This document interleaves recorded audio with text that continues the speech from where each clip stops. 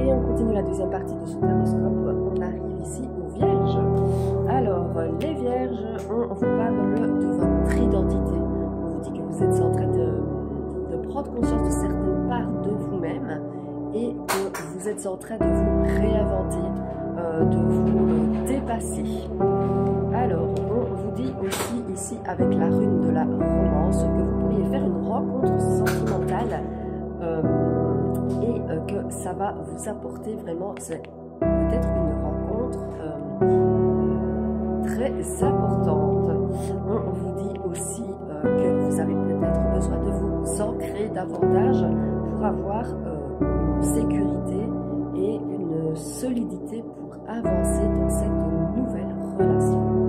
Au niveau relationnel et sentimental, on vous parle d'une évolution positive sur une union avec un lien d'âme. On parle ici de lien karmique et on vous parle bien d'une nouvelle relation.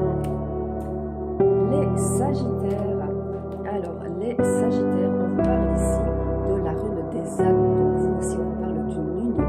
Ça peut être une union existante qui va être officielle. Ça peut être aussi une nouvelle relation qui arrive à vous. On vous dit en tout cas de faire les choses avec patience, de ne pas vous précipiter et on vous dit de vous donner du temps. On vous dit aussi de croire en vous, que vous avez déjà fait la moitié du chemin.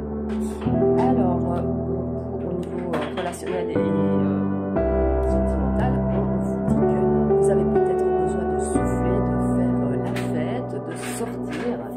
On vous dit aussi qu'il y a peut-être eu des conflits les derniers moments et on vous dit que vous avez eu des difficultés à ouvrir votre cœur. Je vais reprendre une petite carte. On vous dit que vous avez encore des étapes à franchir avant de pouvoir, c'est pour ça qu'on disait avant de vous donner du temps, avant de pouvoir avancer.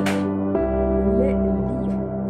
Alors, les lions, on vous dit de lâcher prise, de garder confiance en vous. On vous dit que vous arrivez à carrefour de votre vie, vous allez devoir prendre des décisions, faire des choix. Et on vous dit de prendre conscience, vous allez prendre conscience de beaucoup de choses que vous allez pouvoir oser et avancer. Au niveau relationnel et sentimental, on vous parle bien de cet été.